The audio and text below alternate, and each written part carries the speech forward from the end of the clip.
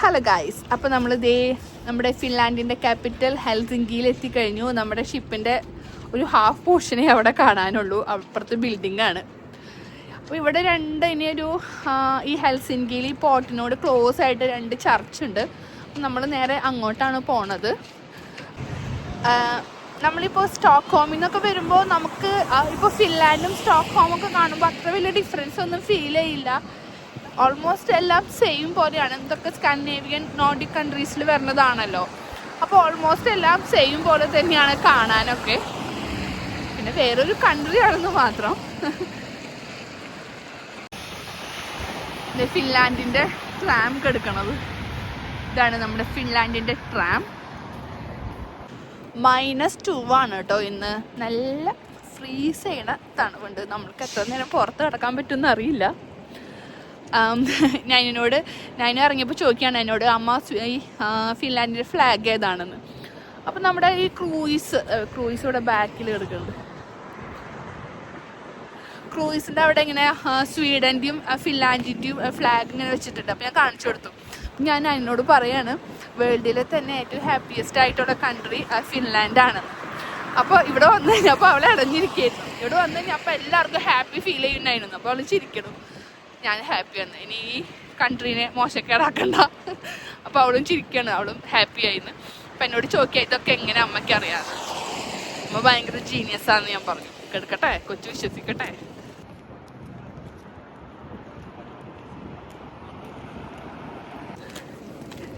ചെറുതായിട്ട് സ്നോ ഉണ്ട്, നല്ല കാറ്റും ഉണ്ട്. അയ്യോ, കണ്ണിലേക്ക് അടിക്കുന്നു. ഫുൾ സെറ്റപ്പായിട്ടാണ് ഞങ്ങൾ നടക്കുന്നത്. ഇതാണ് ഹെൽസിങ്കി സൗത്ത് ഹാർബർ. അപ്പോൾ ഈ സ്വീഡനിലേക്കുള്ള ക്രൂയിസൊക്കെ ഇവിടെയാണ് സ്റ്റാർട്ട് ചെയ്യുന്നത്. അത് കാരണമാണല്ലോ സ്വീഡനിൽ നിന്ന് വന്നിട്ട് നമ്മൾ ഈ ഹാർബറിൽ ഇറങ്ങിയത്. അപ്പോൾ ഈ ഹാർബറിൽ കുറച്ച് ഇങ്ങനെ ഒരു നല്ല തിരക്കുള്ളൊരു പ്ലേസാണിത്. ഇവിടെ കുറേ ഈ ഓറഞ്ച് കളറിലൊക്കെ അതൊക്കെ കഫറ്റീരിയാസ് ആണ്. ഇപ്പോൾ വിൻ്റർ ആയ കാരണം ഇങ്ങനെ ക്ലോസ് ചെയ്ത് വെച്ചിരിക്കുന്നതാണ്. പിന്നെ കുറേ സോവനിങ് ഷോപ്സൊക്കെ ഉണ്ട്. ഇപ്പോൾ ഈ സ്നോ ആയ കാരണം അത്ര റഷ് തോന്നുന്നില്ല, അല്ലെങ്കിൽ നല്ല റഷ് വരുന്ന ഒരു പ്ലേസ് ആണെന്നാണ് പറയണത് ഈ ഒരു ഏരിയ. അതേ നമ്മുടെ ഷിപ്പ് അവിടെ കിടക്കുന്നുണ്ട്. നല്ല സ്നോ ഷവേഴ്സ് ഉണ്ട്. ഇത് ബാൾട്ടിക് സീയിലാണ് കേട്ടോ. നമ്മൾ ബാൾട്ടിക് സീയിൽ കൂടെയാണ് സ്റ്റോക്ക്ഹോം ടു ഫിൻലാൻഡ് ട്രാവൽ ചെയ്ത് വന്നത്. അപ്പോൾ അടിപൊളിയാണ് ഈ ഒരു വ്യൂ കാണാനായിട്ട്. അപ്പോൾ ഇവിടെ നിന്ന് ആ വ്യൂ കാണാൻ ഒരു നല്ലൊരു സ്പേസാന്ന് തോന്നുന്നുണ്ട് ഇത്. പിന്നെ നോക്കിയേ, കുറേ ആൾക്കാർ ഇതേ അവിടെ ഈ സ്വിമ്മിങ് സ്യൂട്ട് ഇട്ട് വരുന്നത് കാണാം. ഇവരെന്താണ് ഈ തണുപ്പത്ത് ചെയ്യണതെന്ന് നമുക്ക് തോന്നും. അപ്പോൾ ഇവിടെ ഫിൻലാൻഡിലൊക്കെ ഈ സോന ഭയങ്കര ഫേമസ് ആണ്. ഇവർ നല്ല തണുപ്പുള്ള വെള്ളത്തിൽ കുളിച്ചിട്ട് സോന, ഒരു ചൂട് കിട്ടണ ഒരു പ്ലേസ് സോന എന്നാണ് പറയണത്. അതിൻ്റെ ഉള്ളിൽ കയറിയിരിക്കും. അത് നമ്മുടെ ബോഡിക്കും നമ്മുടെ ഹെൽത്തിനും ഒക്കെ അടിപൊളിയാണെന്നാണ് പറയണത്. പിന്നെ എല്ലാ യൂറോപ്യൻ കൺട്രീസിലും കാണുന്ന ഈ ബ്ലോക്ക് ഇടുന്നത് ഇതേ ഇവിടെയും ഭയങ്കര കോമൺ ആയിട്ട് കാണുന്നുണ്ട്. ആക്ച്വലി ഈ സ്നോ ഷവേഴ്സും ഇങ്ങനെ ഈ സ്നോയിൽ കൂടെ ഇങ്ങനെ നടക്കാനൊക്കെ ഞങ്ങളുടെ ഫാമിലിയിൽ എനിക്ക് മാത്രമേ ഇഷ്ടമുള്ളൂ. ബാക്കി ആർക്കും ഇഷ്ടമല്ല. അവർ അയ്യോ ഷിപ്പിന്ന് ഇറങ്ങിപ്പോയല്ലോ എന്ന് വിചാരിച്ച് നടക്കുകയാണ്. നല്ല കാറ്റും നല്ല സ്നോയും പിന്നെ നല്ല തണുപ്പുണ്ട്. ഒരു ഷിപ്പിൽ നിന്ന് ഇറങ്ങിയപ്പോൾ നല്ല സണ്ണി ഡേ ആണെങ്കിലും ഇപ്പം അത്ര നല്ല ക്ലൈമറ്റ് അല്ല. പക്ഷെ എനിക്കിങ്ങനെ ഇതിൽ ഇങ്ങനെ സ്നോയൊക്കെ കൊണ്ട് ഇങ്ങനെ നടക്കാൻ ഇഷ്ടമാണ്. പക്ഷെ കൂട്ടുള്ളവർക്കൊന്നും തീരെ ഇൻട്രസ്റ്റ് ഇല്ല. എന്നാലും അവർ അങ്ങോട്ട് നടക്കുന്നുണ്ട്. ഞാനിപ്പോൾ തണുത്ത് ജാവി എന്നൊക്കെയാണ് പറയണത്. നേതുവിന് ഇങ്ങനെ വളർന്നു വരുന്ന നേതുവിലാണ് എൻ്റെ പ്രതീക്ഷ മുഴുവൻ.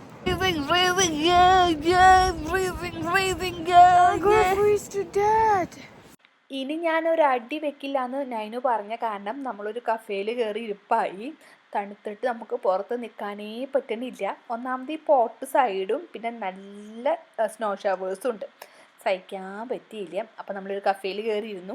അവിടെ എല്ലാ ടേബിളിലും ഒരു ക്യാൻഡിൽ കത്തിച്ച് വെച്ചേക്കണ കാരണം ഇങ്ങനെ ചൂടൊക്കെ കൊണ്ട് ഇങ്ങനെ ഇരിക്കുകയാണ്. പിന്നെ ചുമ്മാ കയറി ഇരിക്കാൻ പറ്റില്ലല്ലോ. അപ്പോൾ പിന്നെ ഒരു കോഫിയൊക്കെ എല്ലാവരും ഓർഡർ ചെയ്തു. ഞാൻ അവിടെ ഇരുന്ന് കാര്യമായിട്ട് എന്തൊക്കെയോ പറയുന്നുണ്ട്. എന്താ പറയണതെന്ന് എനിക്കെന്നെ മനസ്സിലാവണില്ല. കാരണം ഭയങ്കര പതുക്കെയാണ് പറയണത്. കഫേ അല്ലേ, കുറേ ആൾക്കാരില്ലേ, എന്താണാവോ പറയണത്, എനിക്കെന്നെ മനസ്സിലാവണില്ല ഞാൻ എന്താ പറയണതെന്ന്. അത്രയും പതുക്കെയാണ് പറയണത്. പിന്നെ നേതു കുഞ്ഞു കിടന്ന് ഉറങ്ങായിരുന്നു. അത് കാരണം അവനെ കൊണ്ട് വലിയ ബുദ്ധിമുട്ടൊന്നും ഉണ്ടായിരുന്നില്ല. അങ്ങനെ പതുക്കെ കോഫി ഊതി കുടിച്ച് ഒന്ന് ചൂടായ ശേഷമാണ് ഞങ്ങൾ കഫേയുടെ പുറത്തേക്ക് ഇറങ്ങിയത്. കുറേ നേരം നമ്മൾ ആ കഫേയിൽ സ്പെൻഡ് ചെയ്തു. ഒക്കെ പോയി, വീണ്ടും നല്ല ക്ലൈമറ്റ് തന്നെയായി. നീതിക്കൂട്ടൻ എഴുന്നേറ്റു. നൈനു അവിടെ സ്നോ വാരണം. നൈനുവിന് ദതിൽ കയറണം, ദതിൽ. ഇതാണ് കേട്ടോ നമ്മൾ വന്ന ഷിപ്പ് ഇനി ഈവനിങ്ങിലാണല്ലോ ഇവിടുന്ന് പോവുക. അപ്പോൾ അവിടെ കിടക്കുന്നുണ്ട്. അപ്പോൾ അതിൻ്റെ നേരെ ഓപ്പോസിറ്റിലാണ് നമ്മുടെ ആ ജെയിൻറ്റ് വീല്. ഈ തണുപ്പത്ത് ഈ സ്നോയും കൊണ്ട് വിറച്ച് പുറത്ത് നടക്കണേലും എന്തുകൊണ്ടും നല്ലതാണ് ആ ജെയിൻറ്റ് വീലിൽ കയറി ഇരിക്കുക എന്ന് നമുക്ക് തോന്നി. അപ്പോൾ പിന്നെ ഓക്കെ, നമുക്ക് ഇനി നെക്സ്റ്റ് ജെയിൻറ്റ് വീലിൽ കയറാമെന്ന് പറഞ്ഞ് അങ്ങോട്ട് പോയി. നമ്മൾ ഒരു വട്ടം ഈ ഹെൽസിങ്കിയിൽ മുന്നേ വന്നിട്ടുണ്ട് കേട്ടോ. ആ സമയത്ത് നമ്മൾ ഈ ജെയിൻറ്റ് വീൽ കയറിയിട്ടില്ല. അപ്പോൾ പിന്നെ എന്തായാലും പോയി കയറാമല്ലോ എന്ന് വിചാരിച്ചു. ഭയങ്കര സ്ലോയിൽ പോണ ജെയിൻറ്റ് വീലാണത്. പതുക്കെ പതുക്കെ പോവുള്ളൂ. ഒരു റൗണ്ടേ കറങ്ങുള്ളൂ എന്ന് തോന്നുന്നുണ്ട്, അറിയില്ല. പണ്ട് ഈ ഫാൻറ്റസി പാർക്ക് വന്നില്ലേ മലമ്പുഴയിൽ, അവിടെ വെച്ചിട്ടാണ് ഞാൻ ജെയിൻറ്റ് വീല് ഫസ്റ്റ് ടൈം കയറിയത്. അത് നല്ല ഫാസ്റ്റ് പോകും. ഇപ്പം നമ്മൾ കയറിയില്ലേ, അപ്പോൾ ഇത് 12 മിനിറ്റ്സ് ആണെങ്കിൽ നമ്മൾ ഇതിൽ ഇരുന്ന് കറങ്ങണത്. എത്ര വട്ടം കറങ്ങുമെന്ന് നമ്മൾ ചോദിച്ചില്ലായിരുന്നു. അപ്പം ഇങ്ങനെ കറങ്ങി കഴിയുമ്പോൾ നമുക്ക് മനസ്സിലാവും ഇത് എത്ര വട്ടം കറങ്ങുമെന്ന് 12 മിനിറ്റ്സ് എത്താൻ വേണ്ടിയിട്ട്.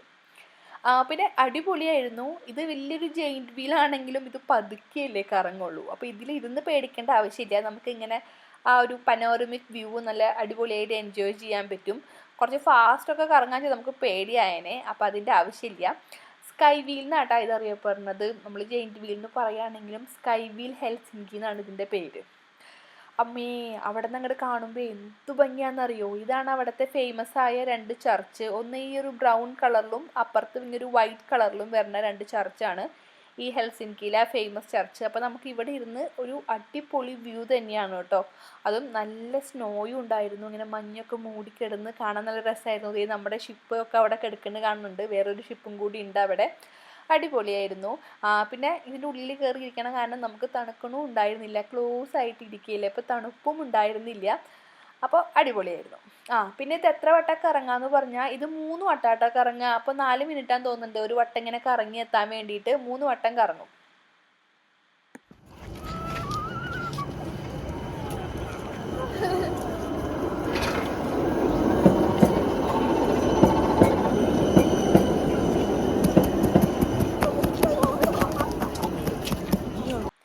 അപ്പോൾ ഇതാണ് നമ്മുടെ ഹെൽസിങ്കി കത്തീഡ്രൽ. നല്ല ഭംഗിയുള്ളൊരു കത്തീഡ്രലാണിത്.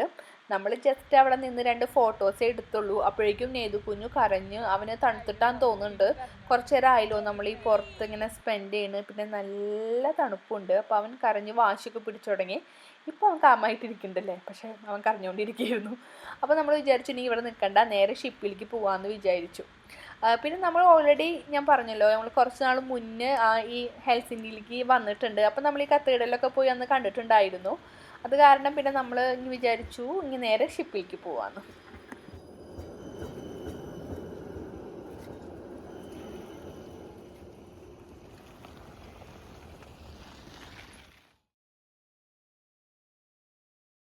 സ്റ്റോക്ക്ഹോം ടു ഹെൽസിങ്കി നമ്മൾ ഓടി വന്നാൽ കയറിയത്. ഇത് ധാരാളം സമയമുണ്ട്. ഇനി അവിടെ പോയി കുറേ നേരം റെസ്റ്റ് എടുത്ത് പതുക്കെ നമ്മൾക്ക് ഫുഡൊക്കെ കഴിക്കാൻ പോവാം. നമ്മൾ ഷിപ്പിലെത്തി. പിന്നെ ഫ്രഷായി കുറച്ച് നേരം റെസ്റ്റൊക്കെ എടുത്തിട്ട് അവിടെ ഈ കിഡ്സിൻ്റെ പ്ലേ ഏരിയ ഉണ്ട്, അങ്ങോട്ട് പോയി. അപ്പോൾ ഈ സമയത്ത് നമ്മൾ കയറിയല്ലേ ഉള്ളൂ, അപ്പോൾ വലിയ തിരക്കൊന്നും ഉണ്ടാവില്ല. കുറച്ച് നേരം കഴിയുമ്പോൾ നല്ല റഷായിരിക്കും ഇവിടെ. അപ്പോൾ കുറച്ച് നേരം നെയ്ത് കുഞ്ഞുനെ അവിടെ കൊണ്ട് കളിപ്പിക്കാൻ വേണ്ടി അങ്ങോട്ട് പോയി. അവന് ഇത്രയധികം ബോളൊക്കെ കണ്ട് കരച്ചിലും കളിയും ഒക്കെ ആയിരുന്നു. അവൻ്റെ ഒരു ബഹളമായിരുന്നു പിന്നെ അവിടെ. പിന്നെ അവിടെ ഇങ്ങനെ കുറച്ചും കൂടി വലിയ കിഡ്സിന് വേണ്ടി ഒരു ഡ്രോയിങ് കോമ്പറ്റീഷൻ നടക്കുന്നുണ്ടായിരുന്നു. സോളാർ സിസ്റ്റം ആയിരുന്നു വരയ്ക്കേണ്ടത്. അപ്പോൾ അതേ നൈനും അവിടെ ഇരുന്ന് അവളുടെ ഭാവനയിലുള്ള സോളാർ സിസ്റ്റം വരയ്ക്കുന്നുണ്ട്. അപ്പോൾ നെക്സ്റ്റ് ഡേ നമ്മൾ സ്റ്റോക്ക്ഹോമിൽ എത്തുമ്പോൾ ഇതിൽ ആരാണോ വിന്നർ അവരെ അനൗൺസ് ചെയ്യും. അപ്പോൾ അവർക്ക് പ്രൈസൊക്കെ ഉണ്ടെന്ന് പറഞ്ഞു. അത് കാരണം നൈനും അവിടെ ഇരുന്ന് സോളാർ സിസ്റ്റം കാര്യമായിട്ട് വരയ്ക്കുന്നുണ്ട്. അപ്പോൾ നെക്സ്റ്റ് നമ്മുടെ ഗ്രാൻഡ് ബഫറ്റ്. പേര് പോലെ തന്നെ ഒരു ഒന്നൊന്നര ബഫറ്റാണ്. 100 ടൈപ്സിലധികം ഫുഡ് ഐറ്റംസ് ഉണ്ട്. Different types of sea food, warm food, cold food, പിന്നെ meat, chicken, desserts, sweets, candy, പിന്നെ വെജിറ്റേറിയൻ, പിന്നെ ഡിഫറെൻറ്റ് ടൈപ്സ് ഓഫ് ഡ്രിങ്ക്സ്. എൻ്റെ അമ്മോ പറയണ്ട, അതൊരു ലോകമാണ്. അവിടെ ചെല്ലുമ്പോൾ നമ്മൾക്ക് തന്നെ ഒരു സന്തോഷം തോന്നും. ഇതൊക്കെ കഴിക്കാനാണ് നമ്മൾ വന്നിരിക്കുന്നത്. അവിടെ കാണുന്ന ഓറഞ്ച് കളറിലും ഒരു ബ്ലാക്ക് കളറിലും കാണുന്നതില്ലേ, ആ ഓറഞ്ച് കളറിൽ കാണുന്നത് സാൽമണിൻ്റെ എഗ്സ് ആണ്. ബ്ലാക്ക് കളറിൽ കാണുന്നത് വേറെ ഏതിൻ്റെയോ എഗ്സ് ആണ്. അയ്യോ, ഇതൊക്കെ അടിപൊളിയാണ്. ഞങ്ങൾ ഈ ക്രൂയിസിൽ പോകുമ്പോൾ ഈ ഗ്രാൻഡ് ബഫറ്റ് നമ്മൾ മിസ്സേ ചെയ്യാറില്ല. ബിജോയേട്ടൻ്റെ ഫേവറേറ്റ് ആണ് ഈ ഗ്രാൻഡ് ബഫറ്റ്. ഈ മനുഷ്യൻ ഇത്രയധികം ഫുഡ് കഴിക്കുമെന്ന് ഈ ഷിപ്പിൽ ഫസ്റ്റ് ടൈം പോയപ്പോഴാണ് എനിക്ക് മനസ്സിലായത്. വീട്ടിലൊന്നും കഴിക്കുന്നത് കാണാറില്ല. എൻ്റെ പൊന്നേ, വൻ കപ്പാസിറ്റി ആണെന്ന് എനിക്കപ്പോൾ തോന്നി. പിന്നെ ആക്ച്വലി കുറച്ച് ഫുഡ് കഴിക്കാനും ഡിഫറെൻറ്റ് ഫുഡ് ട്രൈ ചെയ്ത് നോക്കാനും ഇൻട്രസ്റ്റ് ഉള്ളവർ പോയിട്ടേ കാര്യമുള്ളൂ. കാരണം ഇത് നമ്മൾ എക്സ്ട്രാ പൈസ കൊടുത്ത് എടുക്കണതാണ് ഈ ഗ്രാൻഡ് ബഫറ്റ്. അപ്പോൾ അത് ഇത്തിരി എക്സ്പെൻസീവും ആണ്, ഇത്ര അധികം ഫുഡും ഉണ്ടല്ലോ. അപ്പോൾ നമ്മൾ ഇത്തിരി കഴിക്കാനും പിന്നെ പല ഫുഡും കഴിക്കില്ല ഇങ്ങനെയുള്ള ആൾക്കാർ പോയി കഴിഞ്ഞാൽ നമുക്ക് വേസ്റ്റാണത്. അപ്പോൾ ഫുഡൊക്കെ കഴിക്കാൻ കപ്പാസിറ്റി ഉള്ളവരെ അങ്ങോട്ട് ഗ്രാൻഡ് ബഫറ്റ് എടുത്ത് പോകേണ്ട ആവശ്യമുള്ളൂ. ഞങ്ങളുടെ മുഖത്ത് ഭയങ്കര ഒരു ക്ഷീണല്ലേ ഈ ഗ്രാൻഡ് ബഫറ്റ് കഴിച്ചിട്ടാ. അനങ്ങാൻ വയ്യ ചേട്ടാ, അനങ്ങാൻ വയ്യ.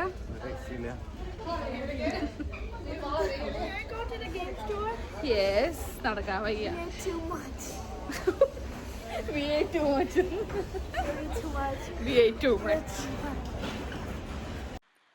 ഫുഡൊക്കെ കഴിച്ചു കഴിഞ്ഞ് പിന്നെ നമ്മൾ നേരെ പോയത് അവിടുത്തെ പ്രോഗ്രാംസ് കാണാനാണ്. നമ്മൾ സ്റ്റോക്ക്ഹോം ടു ഹെൽസിൻകി പോയപ്പോൾ കുറേ ഡാൻസിൻ്റെയും ഈ ലൈവ് പെർഫോമൻസ് ഒക്കെ ഉണ്ടായിരുന്നല്ലോ. അപ്പോൾ അങ്ങനത്തെ പെർഫോമൻസ് ഒക്കെ ഈ ഹെൽസിൻകി ടു സ്റ്റോക്ക്ഹോമിലേക്കുള്ള ആ ക്രൂയിസിലുണ്ട്.